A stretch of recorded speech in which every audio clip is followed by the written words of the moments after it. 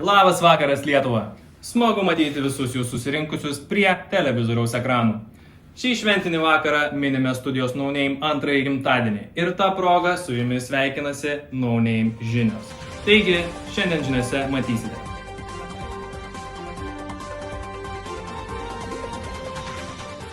Šiandien aktualijose.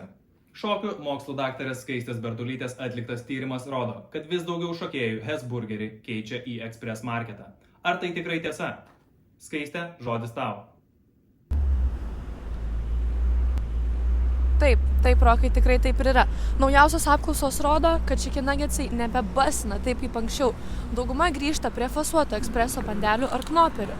Neapsikenčia eilių Hesburgerio šokėjai, ieško greitesnio būdo užkasti po treniruočių ir renkasi eksprese. Einam, pasižiūrėkim, gal rasim kažką.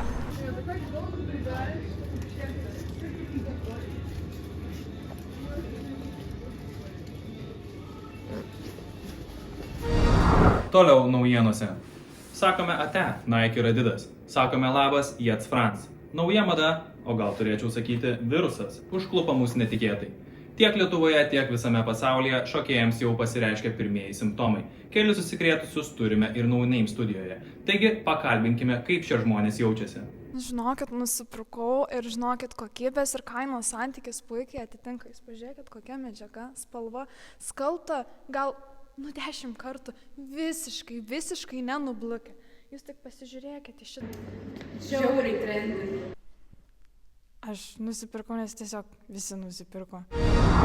Dar viena karšta naujiena. Ką tik įvykusioje Paryžiaus mados savaitėje pasirodė ir modeliai su nauju No Name merču. Šis mados klyksmas užvaldė ne tik šokėjus, bet ir pasaulinio lygio žvaigždes.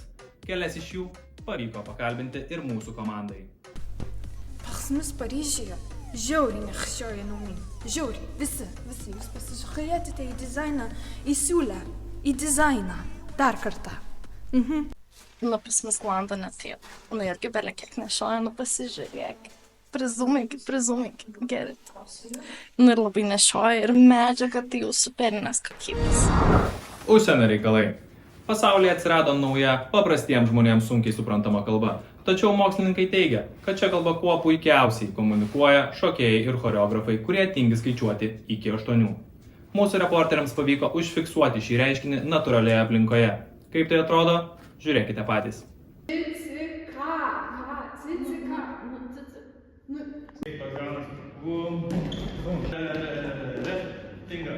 Kriminalai. Visose naujienų portaluose sklinda žinia apie dingusi arba kitaip į treniruotę neatėjusi žmogų. No Name kanalo pagalbos surasti šią personą prašo ne tik Lietuvos policija, bet ir sunerimę komandos nariai. Tiesioginis reportažas iš paieškos operacijos. Ta prasme, mes ir skambinom, ir į grupčiatą rašėm, ir pataginom net, ta prasme, bet jos nėra, jinai neatsiranda, aš nežinau, kur dar jos ieškoti. Mėlieji žmonės, būkit geri, jeigu matysit mano draugę, nepraleidžia jinai sustatymų treniruotės, bet kažkaip praleido, o mums tai šiandien šokti reikia. Būk gera draugė, atsirask. Orai. Ši nežiemiška žiema gyvina truputuką confusing vibus. Vieną dieną mus lepina saulė, kitą dieną į treniruotės einam po cepelininiu dangum. Kokią įtaką šios orų permainos daro mūsų šokėjų sveikatai? Paklauskime mūsų sinoptikės Kamilės. Kamilė, žodis tau.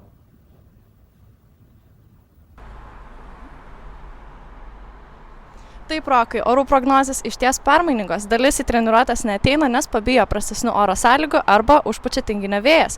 Bet dalis šokėjų, kaip mes senais laikais, eina ir per pūgą, ir per 30 laipsnių karštį, ir per COVID-ą.